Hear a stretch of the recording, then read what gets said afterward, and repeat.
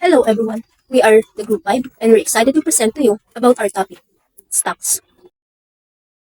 Our objectives: to understand stock basics, to determine what is the role of stock in portfolios, to learn about stock exchange, to recognize the importance of stock in investment, to understand stock trading process, to identify the different types of stocks, to explore the benefits of stocks investing, to understand common stock risks, and highlights the importance of stock control.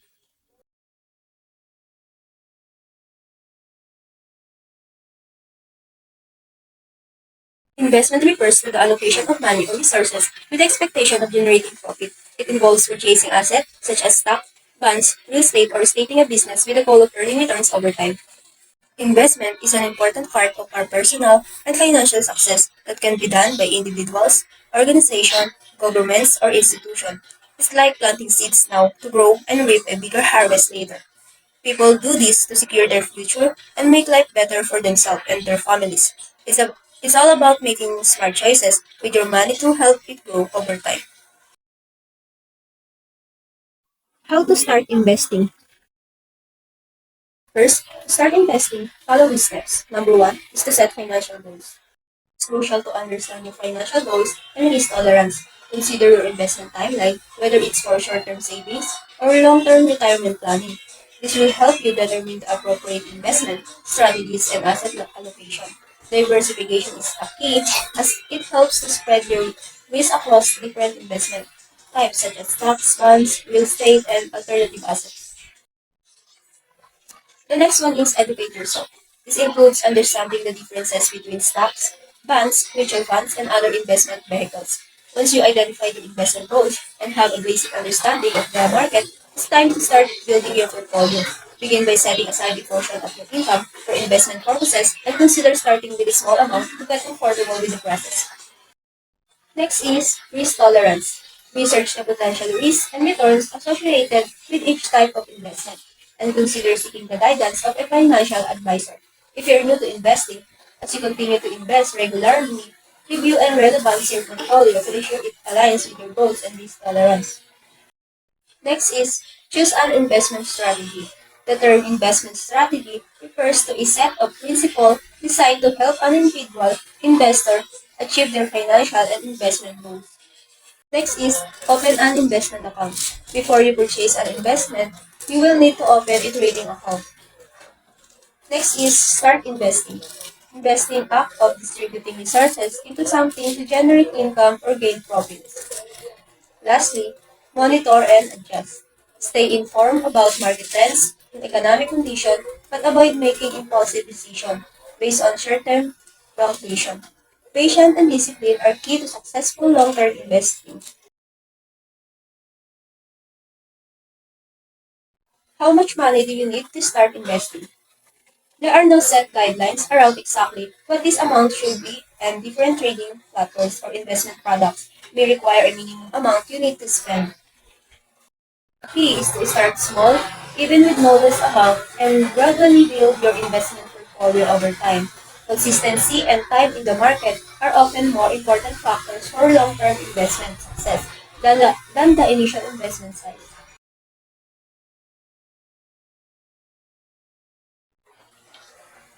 Who is qualified to invest?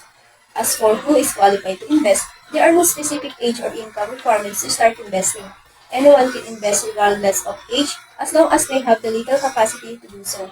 So, anyone can qualify to start investing regardless of their income or wealth level. Investing is not just for the wealthy or experienced investor. It's an important financial activity that can benefit people of all backgrounds. Investing is accessible to a wide range of people, not just the affluent.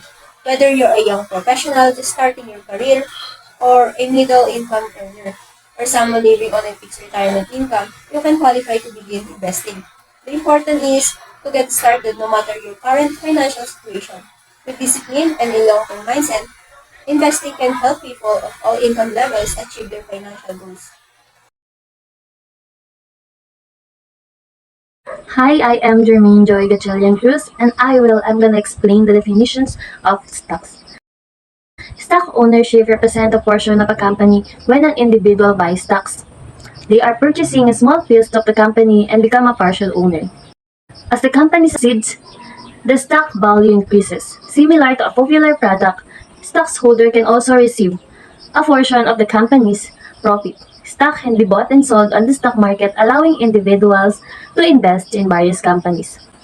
And for the explanations of importance of stocks in the financial market, stocks matter because they can help beat the money of inflations.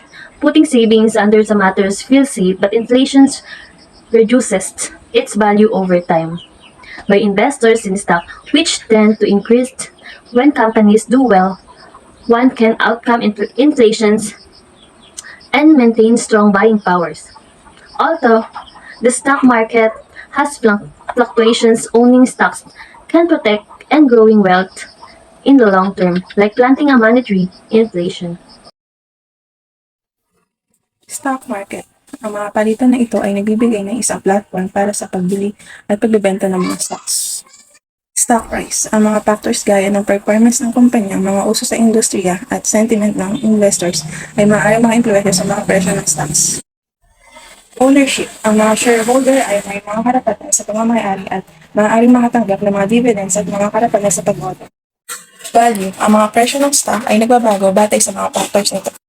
Growth potential. Ang pamumuhunan sa mga stock ay nagbibigay daan sa mga investors na lumako sa paglago ng mga kumpanya at industriya sa paglipas ng panahon. Sa pamamagitan ng maingat na pagpili ng mga stocks, ang mga investors ay maaaring makinabang mula sa pagpapahalaga sa kapital at pataas na yung halaga ng kanilang investment portfolio. Diversification. Ang pagsasama ng mga stock mula sa iba't ibang mga industriya at mga sektor ng market sa isang portfolio ay maaaring makatulong mabawasan ang epekto ng isang solong stock o paghanap ng sektor sa kabuuang portfolio. Income generation. Ang mga stock na nagbabayad ng dividend ay partikular na kaakit-akit para sa mga investors na nakatuon sa kita na naghahanap ng regular na daloy ng pera mula sa kanilang mga investments. Ang mga dividend ay maaaring i-reinvest o gamitin bilang pinagmulan ng kita, depende sa mga layunin at pangangailangan sa kapital ng isang investors. Liquidity. Ang liquidity na ito ay nagbibigay daan sa mga investors na i-convert ang kanilang mga capital sa cash na medyo mabilis na nagbibigay ng flexibility at kakayahan sa matalian ang mga pagkakataon sa pamumununan o matutunan ang mga pangangailangan sa kapital.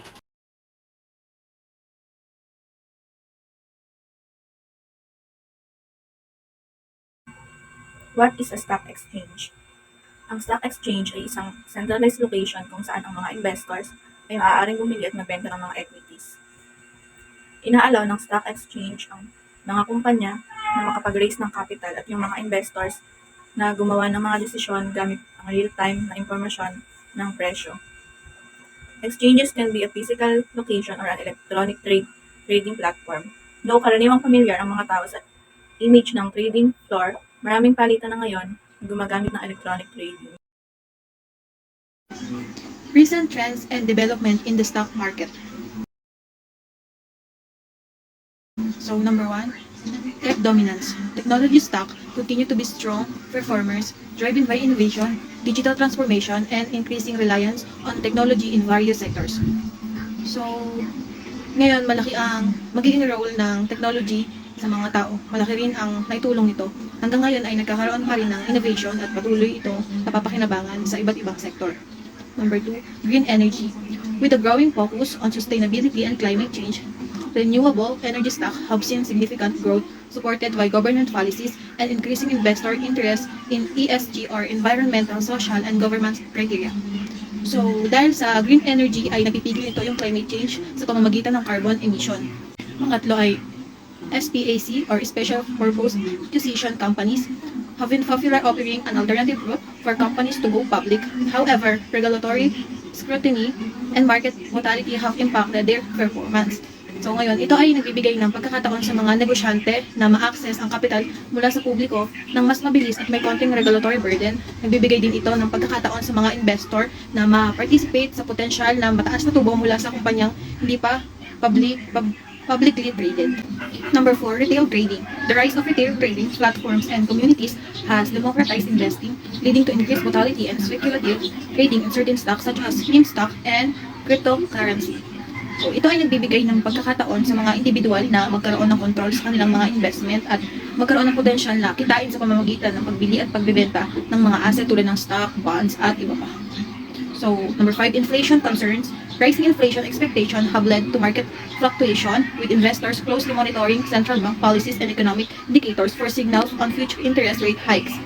Ang mga kumpanya ay maaaring magtaas ng kanilang mga presyo para mapanatili ang kanilang kita sa kabila ng pagtaas ng mga gastos sa mga ibang product. Ito ay maaaring magresulta sa mga at magtaas na cost of living para sa mamimili at maaaring humantong sa pagbaba ng purchasing power ng kanilang pera. Ang mga individual ay mga pamilya ay maaaring makaranas ng pagbawas ng kanilang kakayahan na bumili ng mga pangunahing pangangailangan.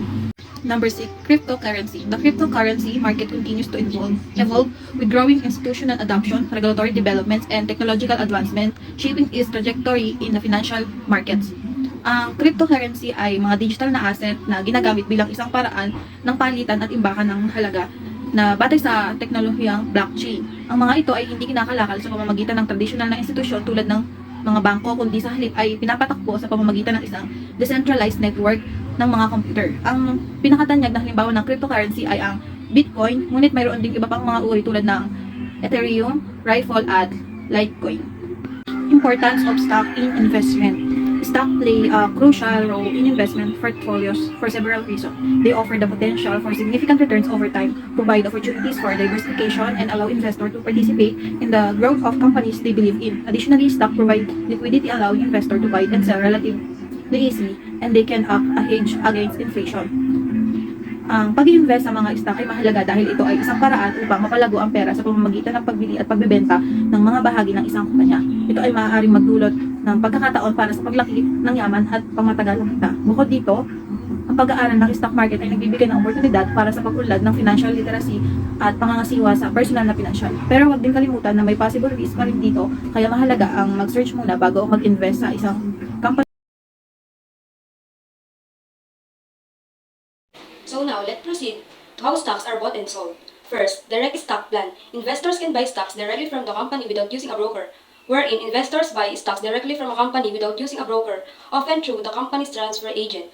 Second, dividend reinvestment plan. Investors can reinvest dividends received from stocks to purchase more shares, wherein investors use dividends received from stocks to buy more shares automatically. Third, the broker. Investors can use a discount or full-service broker to buy and sell stocks on their behalf, wherein investors use brokers or discount or full-service to buy and sell stocks on their behalf. The last one is stock fund. Investors can buy and sell stocks through a stock fund which pools money from multiple investors to invest in a diversified portfolio or stocks, wherein the investors can invest in a diversified portfolio to stocks through a stock fund that pools money from multiple investors. So now, let's proceed to the types of stocks. First, common stocks. This gives shareholders ownership in a company and voting rights at shareholders' meeting. Common stocks are known for their potential for capital appreciation and dividends, wherein they provide ownership and voting rights in a company, potential for capital appreciation and dividends. Second, preferred stocks. These stocks have a fixed dividend rate and are paid before common stakeholders in case of liquidation. Preferred stockholders do not usually have voting rights, wherein they offer fixed dividends and have priority over common stocks in liquidation by usually no voting rights. Next, large cap, mid cap, and small cap stocks. These categorize classify stocks based on their market capitalization, with large cap being the largest company and small cap being smaller companies, wherein they classified by market capitalization, with large cap being the largest companies and small cap being smaller ones. Micro cap stocks. These are shares in very small companies and are highly speculative, wherein they shares in very small companies often highly speculative. Thus, penny stocks. These are the lowest priced stocks and are considered highly speculative with little to no earnings. Penny stocks do not pay dividends, wherein they offer very low priced speculative stock with little no earnings and typically no dividends. Benefits of investing in stocks. Ano-ano ba yung mga benefits in investing stocks? Yung una is smooth and continuous transaction. The transaction dito is madali lang since that the average volume of transaction is high. Diversification. Dito naman, yung mga investor, yung mga na-earn nila is nilalagay nila sa mga multiple types of investment. Yung stock market investment, sila yung nagdadeliver as a major advantage by providing diversification. Sa pag-hold ng stocks for a long period of time, ay tinutulungan nito yung mga investors to forecast losses to other investment products. Dividend benefits. Yung dividends, ito naman yung rewards na kung saan yung company binibigay sa mga investors. In simple word, ito yung additional income ng company na kahit yung stocks loses its value, yung dividend payments still are. Investment gains. Ito yung one of the major benefits ng stocks market na kung saan mga investors, meron sila chance to earn more money. Investing in several different stocks, tinutulungan nito yung mga investors to build their wealth while averaging growth in multiple sectors na nagre-result ng profit. Liquidity. Stock known as a liquid asset na kung saan is easily converted into cash. There are many buyers and sellers na nagpe-pay lang ng attentions sa single stocks only. Flexibility to invest in smaller amounts. Dito, yung mga investor, mostly naghahanap sila ng stock market na pwede nilang pasukin or mag-start ng small investment lamang. Isa sa major advantage nito is yung mga investor, pwede sila pumili base sa desisyon nila or base sa choice nila. At hindi rin mandatory kung magkano yung pwede nilang i-invest sa stock market. It allows you to take advantage of the growing economy. Dito, yung corporate earning usually tend to increase as the growth in economy. Due to the several factors, like sa pagtaas ng job creation, na nagdilid sa pagtaas ng income and sales nila. Tinutulungan din sila na mag-grow better by the influence of economic. Easy process of buying and selling. Yung proseso dito, yung buying and selling is madali lang. Yung pagbili ng stock is done with the help of broker, financial planner, or online mode. Yung investor, pwede sila mag-buy and sell na kung saan hindi na nila kailangan pumunta kahit saan. Na kung saan yung profit nila is credited na directly sa bank account nila. Risk in investing stocks. Yung una is market risk. Ito yung posibilidad na mawalan ka ng pera due to fluctuation ng price stocks or overall market. Market risk can be caused by factors such as economic conditions, political events, natural disaster, or investment sentiment. Pangalawa, liquidity risk. Ito naman yung risk na kung saan is hindi ka pwede bumili or magbenta ng stocks ng mabilisan due to the low trading volume or high volatility. Liquidity risk, nagkikaresulta din ito ng losses or miss the opportunity if kailangan mo na mag-exit or mag-enter sa isang posisyon urgently. May iwasan mo ito sa pamamagitan ng pagpili ng stocks na may high liquidity such as major exchange or trading during peak hours kung saan magiging active yung market. Credit risk. Maapektuhan naman ito yung value and income ng investment mo as well as your ability to recover your principal. Mami-minimize mo yung credit risk sa pamamagitan ng pag-check ng credit ratings and financial health ng company na ipinang-invest mo. Inflation risk is the risk of losing your purchasing power dahil sa pagtaas ng level ng prices over time. Inflation risk can evoke the real value and returns of your investment, especially if they have low or fixed interest rate. Maiwasan mo to kapag nag-invest ka ng stocks na may high growth potential or in securities na kung saan is may index to inflation. Behavioral risk. Ito naman yung risk na kung saan is nagkakos ng irrational or emotional decision that deviate your investment plan or objective. It can influence by cognitive biases such as overconfidence, loss aversion, or herd mentality that can lead to buy and sells ng stocks na wala sa oras at walang rason. You can overcome this risk sa pamamagitan ng pag-follow ng disciplines and systematic approach sa pag-invest based on your risk tolerance, time horizons, and goals. And also sa pag-iwas na din sa mga emotional reaction na pwedeng maging sanhi sa market movement ng company. The importance of stock control. Na is to monitor in the marketplace.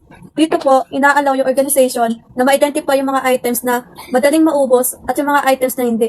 Inaalaw din dito na ma-assess ng organization kung gaano kadami yung orderin at yung mga goods na hindi naman masyadong yung order base sa demand ng market. To keep track of available space.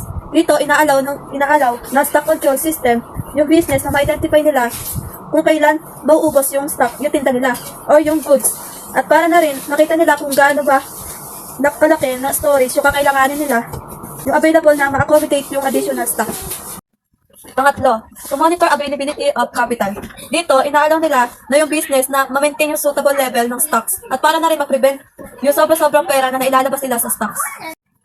Pang-apat, to ascertain items that are overstocked or understocked. Siyempre dito, kailangan mo ng proper monitoring ng stocks para malaman if overstock ba or understock.